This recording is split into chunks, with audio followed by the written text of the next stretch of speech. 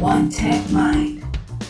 Hey everyone, Lance Somoza here for One Tech Mind. Although I still have a few hours of 2020 left as I record this, I'm jealous because you're already in the future in 2021, so Happy New Year! I've been looking forward to Apple's over-the-ear headphones ever since they were first rumored a couple years ago. Having owned the original AirPods and the Pros, I've seen the steady increase of sound quality and features that Apple's added, and that's what really excited me about an over-the-ear version of those. I'm going to break down the experience for you in just a sec, but first, two quick things. Number one, I'm not an audiophile. I just play one on YouTube. Nah, I'm just a guy with a lot of Apple devices who loves great quality sounding audio with as little friction as possible. So if you're wondering who these headphones are for, look no farther. Number two, I have mild tinnitus and some hearing loss in my right ear, which sucks. So I usually keep the volume around 60% or so these days, and I hope to offer a unique perspective around my experience with the AirPods given my condition. And we're going to talk about the all-important sound quality in just a minute, but first let's go to design and comfort. Well, I'm not shocked and awed by the overall design. Apple has improved and elevated the traditional headphone design by means of the materials used. As opposed to traditional plastic and leather, AirPods Max are comprised of an all-metal frame, mesh headband, aluminum cans, and memory foam. And while the colored models may be more attention-grabbing, the word I use to describe my space gray pair is subdued, which I like. And unlike AirPods and AirPods Pro, where the design was based around the shape of many different people's ears, there's nothing comparable like that here with AirPods Max. Instead, design differences compared to other over-the-ear headphones seem to be largely based around comfort. Instead of leather, which is common for other headphones, Apple opted for a mesh textile and memory foam for the ear cups. In my experience, they've been extremely comfortable with a large amount of cushion and a great seal. They feel roomy over my ears, which is nice, and while they do create some warmth like all over-the-ear headphones do, they've never felt too hot or gotten my ears too sweaty, even when moving around the house doing chores for a couple hours, or when I wore them to put up my Christmas lights. The cups attach by magnets, so they're incredibly easy and satisfying to replace. This also means you can mix and match the ear cups colors for $69 once they're available from Apple's website. The headband is very flexible and breathable thanks to the mesh canopy, which I found to be super comfy. Adjusting the band size is very smooth and stable with a satisfying amount of tension, which is a huge improvement over other adjustment mechanisms on headphones. And coupled with the pivoting attachment to the ear cups, it makes a pretty tailored fit to your exact head size. And once they're on your head, there's a decent amount of tension, but not enough to really be terribly fatiguing. The only downside here is the weight of the aluminum, which of course is heavier than plastic, but they just wouldn't be premium Apple headphones if they didn't have aluminum, am I right? And I'm not hating on the finish at all. It's a nice change of pace from other headphones, and it looks incredibly slick. Although because of this, I've been treating them with kid gloves and I'm almost scared to put them down anywhere. So caution's been the name of the game, but that's all right. And you should know that they aren't rated for any sweat or water resistance, so I really wouldn't recommend wearing these during an intense workout or taking them outside in rain above a light drizzle. So there's only two buttons on this thing, the first being a jumbo-sized digital crown borrowed from Apple Watch, used to control volume, music playback, and Siri, and the second is a dedicated noise control button, which is used to toggle between transparency mode and active noise cancellation. I absolutely love the digital crown on these things. It has been such a joy to use because it brings us back to how we used to control volume all the time by turning a physical knob. And I forgot how satisfying that was. This is also great for a tinnitus sufferer like me because it allows me to dial in exactly the volume level I want at a very minute level. You can tweak which direction controls the volume increase and decrease in settings. By default, it's counterclockwise for volume increase or moving your finger forward, and clockwise for decrease or moving your finger backward, which feels a little odd at first, but the finger direction makes sense, so I left it as is. Oh yeah, and pressing the crown to control music playback or engage Siri, it works perfectly fine. The button feels nicer than the one on the Apple Watch because it's less stiff and has a little bit more click travel. The noise control button is just fine. I wish it was also circular like the digital crown because that's much easier of a shape to find without looking, but you know, it is what it is, it's fine. What about the sound quality, you say? Well, right off the bat, AirPods Max are easily the best sounding headphones I've ever owned. Powered by 2 of Apple's custom H1 chips, the audio produced by them is extremely clear, balanced, with an overall tonality a bit on the bright side, which I prefer because of the kind of stuff I listen to. The H1 also provides that really fast connectivity and extra long Bluetooth range that we've come to know and love, which means I can leave my phone anywhere in my house and roam around all over my property and have no issues with connectivity. Their soundstage feels very nice and intimate, but not in an isolating way at all. It feels kind of like I'm in a medium-sized room as opposed to a large room or concert venue, so I kind of like how that sounds. And I found it pretty easy to pick out even the smallest level of details, no matter what kind of music I'm listening to. Along with HomePod and HomePod Mini, computational audio is a default feature here, along with an adaptive equalizer. Together, this is all supposed to just make your music sound fantastic no matter what you're listening to. In other words, you're just left to trust that Apple's algorithms will reproduce the sound in the best possible way. And even though you can't adjust it, I don't really have any complaints here. Every piece of music I've listened to with the Max sounds pretty amazing to me.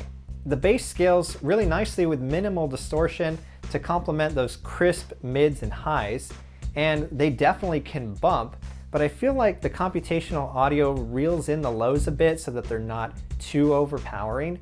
What results is something that feels incredibly balanced as opposed to any frequency being more prominent than the other.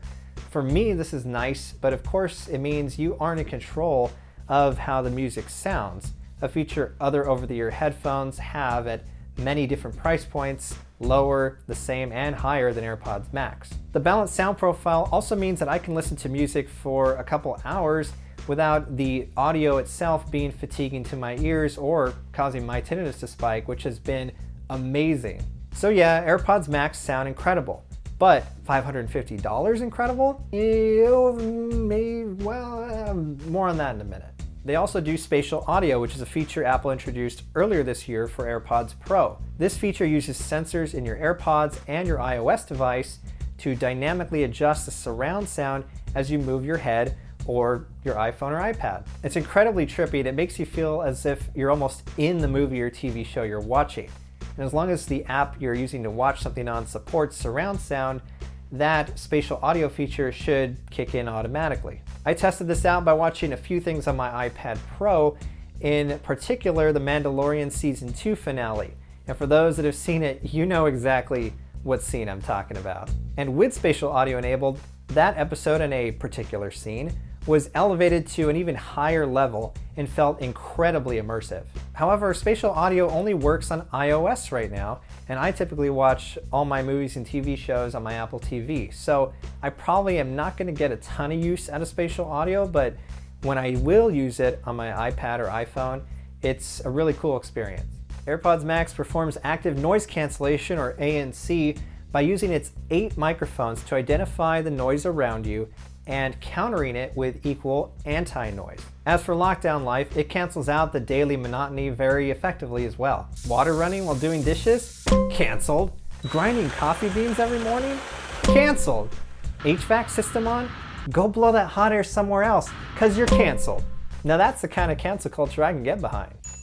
Jokes aside, based upon this, I can infer that AirPods Max will do a pretty awesome job at noise cancellation of the outside world, assuming we don't slip into a Mad Max type scenario. It may even take the noise cancellation crown from Sony's WH-1000XM4 headphones, a name which really just rolls right off the tongue. Most of the time though, I am running in transparency mode, which is still as impressive as it is on AirPods Pro. I wish you could tweak the volume level of the outside world that you let in, but it's still very nice and allows you to hear much more of what's going on around you than if the mode was just completely off. Now we're going to talk about battery life, and because of how the controversial case works, it makes sense to probably talk about these two things together, so bear with me just a little bit. First of all, AirPods Max come with a Lightning to USB-C cable for charging, with the Lightning end on the headphones. While I would have preferred USB-C on both ends, the truth is it really wouldn't make a difference in how the headphones function, so there's little incentive for Apple to include it, really. Apple says you'll get up to 20 hours of battery life off a single charge, no matter how you're using the headphones, and in my testing that seems pretty spot on. At the end of the day, after I've been using it for music, conference calls, videos, and more, I usually have around 70–65% battery left, which is pretty great. And if you're in a pinch, plugging them in for 5 minutes gives you about an hour and a half of listening time, which is a common feature among headphones these days. This fast charge spec is most likely based off Apple's 20-watt charger, which of course is not provided in the box, and that is a sustainability effort that started earlier this year with Apple Watch and iPhone. As for me, I fashioned a little home for my headphones right above my desk using a wall-mounted headphone hanger and a right-angle lightning cable. I really like this arrangement, so I'll link to those products down below in the description in case you're interested in checking those out. Apple also clarified the 2 power modes of AirPods Max. Low power and super duper low power mode, that is. In the case, low power mode is engaged immediately, and super low power mode kicks in after 18 hours, which also disables Bluetooth and Find My, so try not to lose these for longer than 18 hours if you can help it, I guess. Out of the case, low power mode starts after about 5 minutes of inactivity, and super low power mode engages at 72 hours. In my overnight test, AirPods Max lost only 1% of battery life while in the case compared to 18% battery life while out.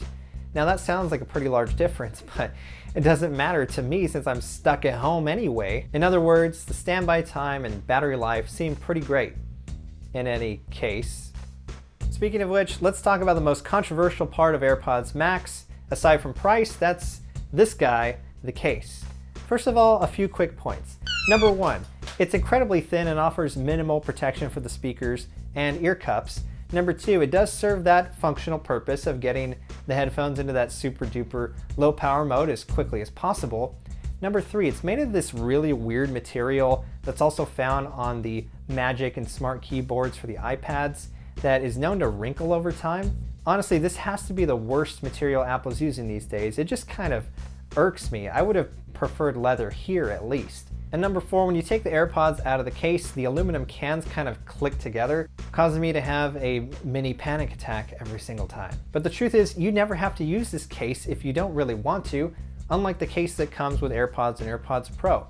This one here is more of a means to an end, getting the headphones into that super low power mode as quickly as possible while maintaining that same AirPods magic of auto-connecting and device switching without a power button. But fret not, because third-party manufacturers are jumping all over this gap that Apple has left, and third-party cases will be here right quick. Apple also released a new bi-directional lightning to audio jack cable that allows you to plug your AirPods Max or Beats Solo Pro into a standard audio jack, or you can use it to plug your iPhone with Lightning into an auxiliary connection, like a car stereo. While the cable has this nice diversity, it's incredibly thin and feels super fragile for 35 bucks. It's roughly half the diameter of a Lightning cable, which, as we all know, already don't hold up well over time themselves. So now that I've told you all about my experience with AirPods Max, you still might be thinking, it doesn't matter, Lance, they're still not worth 550 bucks. But here's the thing. Worth is such a difficult thing to evaluate because it's so personal. Even if I think they're worth it, you may not want to pay more than 100 bucks for these things because of what they have or don't have to offer you. And that's all completely fine because we have different use cases, different needs. And even if you're someone like me who's deep in the Apple ecosystem, values great sound quality, features, convenience, all that good stuff, it's still a hard pill to swallow. With all that said, I am going to keep mine because I find an incredible amount of value in them, especially when I factor in my hearing issues. So if you value the same things I do in headphones and you can afford it, I would definitely recommend AirPods Max. And that's it for AirPods Max. So what did you think of this review? Let me know down in the comments below. Also, if you have any questions about them, I'll do my best to get you some answers. And don't forget, once I hit 150 subscribers, I'm going to give away a HomePod Mini right here on this channel. It could be yours, so don't forget to like, subscribe, and share as well. Reach out to me on Twitter and Instagram at the handles right here. If you have any questions, any feedback about the video, I'd love to hear from you. Even if you thought it sucked, I promise I can take it. And until next time, thanks for listening to my One Tech Mind.